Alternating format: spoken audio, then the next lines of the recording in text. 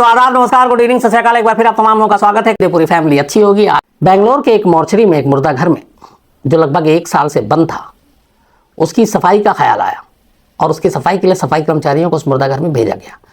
जब करीब साल भर से मुर्दा घर बंद है वो, तो जब सफाई कर्मचारी मुर्दा घर के अंदर दाखिल हुए तो उन्हें बड़ी अजीब चीज़ दिखाई दी, और वो ये कि मुर्दा घर के अंदर 2 लाशें तब भी पड़ी हुई थी। अब उन्हें समझ में नहीं आया कि 1 साल से मॉर्चरी बंद है, उसके बाद भी 2 लाशें। फिर छानबीन तफ्तीश हुई, पता चला ये दोनों लाशें कोरोना के मरीज़ की थी। फिर इन लाशों के ज़रिए उनके परिवार वालों की शिनाख्त हुई और 1 साल के बाद जाकर कहीं उन 2 लाशों को अंतिम संस्कार मैसर हुआ। तो ये भी एक कोरोना का पहलू था, अफसोसनाक। लेकिन आज जो मैं आपको कहानी सुनाने जा रहा हूँ वो इसलिए भी बेहद अफसोसनाक है कि कोरोना से सभी की ज़िंदगी बदली, सभी डरे भी। लेकिन कानपुर के एक पढ़े लिखे डॉक्टर, उन्होंने जो कुछ किया, हालांकि इन डॉक्टर साहब को लेकर भी अभी एक बहुत डर बना हुआ सभी के, उनके रिश्तेदारों के जहन में, वो बड़ा अजीब था। कानपुर के रामा मेडिकल कॉलेज में फॉरेंसिक साइंस के एचओडी हैं, ये हेड ऑफ डिपार्टमेंट। तो आप इनसे अंदाज़ा लगाइए कि कितने पढ़े लिखे होंगे। इनका नाम है डॉक्टर सुशील कुमार, रायबरेली के पास के रहने वाले हैं और रमा मेडिकल कॉलेज में, जैसा मैंने आपको बताया, फॉरेंसिक के हेड हैं। इनकी जो वाइफ है वो स्कूल में टीचर हैं, वो भी पढ़ी लिखी हैं। और इनके 2 बच्चे, एक बेटा 18 साल का जो दिल्ली में इंजीनियरिंग की पढ़ाई कर रहा है, बेटी अभी हाई स्कूल में है। तो पूरी फैमिली पढ़ी लिखी। कल डॉक्टर सुशील कुमार अपने बड़े भाई को एक मैसेज भेजते हैं और वो मैसेज में लिखते हैं कि तुम मेरे घर चले जाओ। कानपुर में वो रहते हैं, कानपुर के एक सोसाइटी है, वहाँ पे डिविनिटी अपार्टमेंट में उसके 5th फ्लोर पर डॉक्टर सुशील कुमार अपनी पत्नी और दोनों बच्चों के साथ रहते थे। तो शाम को करीब अपने भाई को फ़ोन करते हैं और कहते हैं कि मेरे अपार्टमेंट में चले जाओ, वहाँ मेरी बीवी और मेरे दोनों बच्चों की लाशें पड़ी हैं और इसके बाद तुम पुलिस को इन्फॉर्म कर देना। भाई ये मैसेज पढ़ते ही बेहद घबरा जाता है। इसके बाद वो कॉल बैक करना शुरू कर देता है डॉक्टर साहब को। डॉक्टर साहब फ़ोन नहीं उठाते। थोड़ी देर के बाद डॉक्टर साहब का फ़ोन जो है वो मोबाइल बंद हो जाता है, स्विच ऑफ। बड़े भाई भागे भागे अपने भाई के अपार्टमेंट में पहुंचते हैं। दरवाज़ा बंद था, वो दरवाज़ा बाहर से भी लॉक हो सकता था, चाबी थी नहीं उनके पास। काफ़ी कोशिश की, खुला नहीं। उन्होंने पड़ोसियों को बताया, फिर मैसेज के बारे में बताया, फिर उन्हें लगा कि पुलिस को इन्फॉर्म करना चाहिए। पुलिस को बताया, फ़ौरन पुलिस की टीम पहुंची, दरवाज़ा तोड़ा गया। जब ये लोग अंदर दाखिल हुए तो एक कमरे में डॉक्टर साहब की जो वाइफ थी, उनकी लाश पड़ी हुई थी, खून से लथपथ। उन्हीं के पास लाश के एक हथौड़ा पड़ा हुआ था जिस पर खून लगा हुआ था। इससे देखकर साफ अंदाज़ा था कि इसी हथौड़े से जान ली गई। इसके बाद जब वो लोग दूसरे कमरे में पहुंचे तो उनका जो 18 साल का बेटा था शिखर, उसकी लाश पड़ी हुई थी। इसके अलावा जो उनकी बेटी थी खुशी, उसकी भी लाश पड़ी हुई थी। इन दोनों के सर पे कोई चोट नहीं था। इनकी लाशें देखकर लगता था कि इनकी जो हत्या की गई है वो गला घोंट कर की गई है। तो जो मैसेज लिखा था डॉक्टर साहब ने वो बिल्कुल सही लिखा था। और इसके बाद तीनों लाशों को लेकर पुलिस फ़ौरन अस्पताल जाती है, घर की तलाशी लेती है। तलाशी के दौरान वहाँ से 10 पन्नों का एक सुसाइड नोट मिलता है।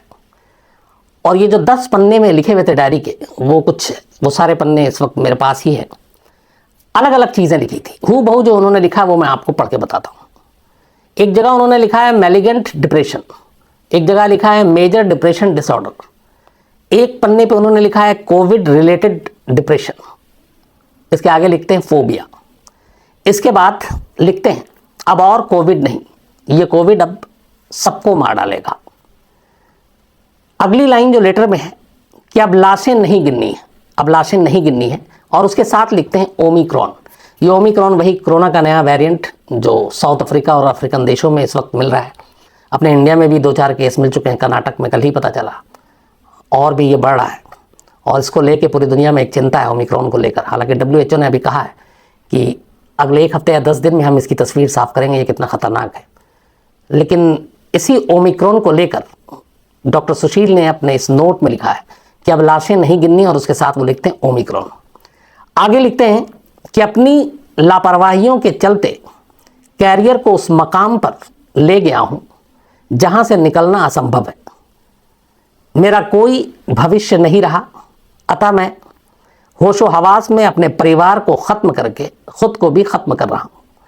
इसका जिम्मेदार और कोई नहीं है।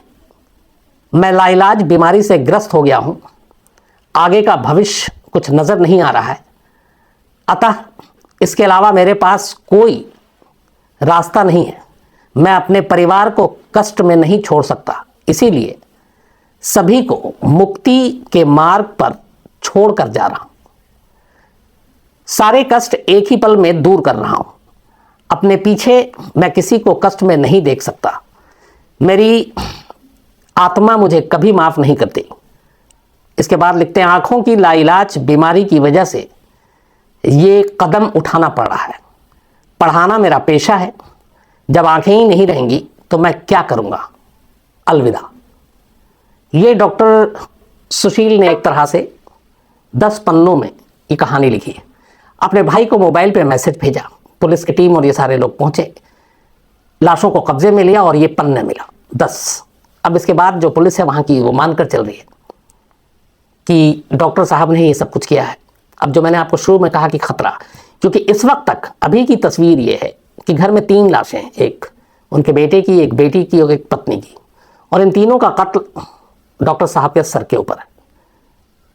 और ये उनकी इस खत से भी पता चलता है कि उन्होंने ही मारा। तो फिलहाल वो एक कातिल है, लेकिन इस खत का एक दूसरा रूप है और वो ये है कि ये जिस तरीके से लिखा गया है ये एक सुसाइड नोट की तरह से लिखा गया, जिसमें अलविदा और बाकायदा एक जगह जिक्र है कि इन सब को ख़त्म करके मैं भी जा रहा हूँ और अब मेरे पास कोई रास्ता नहीं है। मतलब ये भी है कि ये भी सुसाइड करने वाली बात खुद के लिए भी लिख रहे हैं। अब जब पुलिस ने तफ्तीश की, भाई और बाकी फैमिली से पूछा, तो पता चला डॉक्टर साहब काफ़ी वक्त से डिप्रेशन के शिकार हैं। कोरोना की वजह से भी वो बहुत ज़्यादा डिप्रेशन में थे। उसके बाद एक जब नया वेरिएंट एक डेल्टा आया तो भी उसको लेके बहुत ज़्यादा परेशान थे और अक्सर कोरोना को लेके बेहद डरे और सहमे रहते थे। कहते हैं कि बीच में 1-2 बार और उन्होंने इसी तरह के कदम उठाने की कोशिश की थी, खुदकुशी की, अपनी पत्नी को भी मारने की कोशिश की थी। कई बार तो उन्होंने कहा था, मुझे लगता है इन सबको मार कर मैं मुक्ति दे दूं और ख़ुद भी मुक्त हो जाऊं। उनकी आंखों की प्रॉब्लम भी थी और चूंकि वो एक HOD थे फॉरेंसिक साइंस में कॉलेज में, तो उनका काम पढ़ाना था। तो उन्होंने ये लिखा भी है कि जब आंखें ही नहीं रहेंगी तो मैं पढ़ाऊँगा कैसे, और पढ़ाने के लिए पढ़ना भी होता है। तो ये भी एक दिक्कत थी। अब जब से ये लाशें मिली और ये लेटर मिला, इसके बाद से जो पुलिस है वो पुलिस की टीम डॉक्टर सुशील कुमार को ढूंढ रही है। चारों तरफ मोबाइल स्विच ऑफ है, आखिरी लोकेशन कानपुर का ही था, उसके बाद कहाँ है मालूम नहीं। और सभी को एक ही डर सता रहा है कि कहीं चौथी लाश की खबर ना आ जाए, खुद डॉक्टर सुशील कुमार की। और ये बात कानपुर पुलिस को भी बेहतर तरीके से पता है। जो कानपुर के आला पुलिस अफसर हैं उन्होंने कहा उनकी कोशिश है कि चूँकि एक तो ऑलरेडी वो बहुत ज़्यादा डिप्रेशन के शिकार, उनके ख़त में भी जो सुसाइड नोट एक तरह से कहें, अभी तक सुसाइड नोट इसको हम लोग लीगली नहीं कह सकते, लेकिन जो मजमून है उसमें यही है कि वो ख़ुद को भी मारने की बात कर रहे हैं। तो उसके हिसाब से भी डिप्रेशन के शिकार, परिवार ने बताया कि वो बहुत पहले से ही डिप्रेशन के शिकार हैं और उनका बर्ताव भी उसी तरीके का था। तो पुलिस को एक डर ये है कि कहीं गिरफ्तारी से पहले या पुलिस उन तक पहुँचे उससे पहले उनकी मौत की खबर नहीं आ जाए। और इस वजह से ये केस पुलिस के लिए भी बहुत ही ज़्यादा चैलेंजिंग है कि वक्त रहते डॉक्टर सुशील कुमार को ढूंढा जाए और अगर वो डिप्रेशन के शिकार हैं बाकी चीज़ें पूछा जाए, उनकी मानसिक हालत को बेहतर किया जाए। लेकिन ये जो हादसा है ये हमें बताता है कि कैसे कई बार कई चीज़ें हम सबको इतना बेचैन और परेशान कर देती हैं कि इतना सख्त कदम उठाना पड़ता है।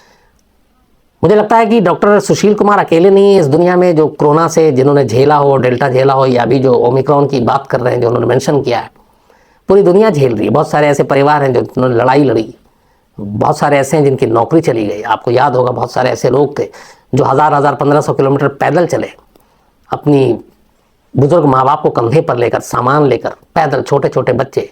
तो उन्होंने भी एक जंग लड़ी, एक लड़ाई लड़ी, पर हिम्मत नहीं हारी।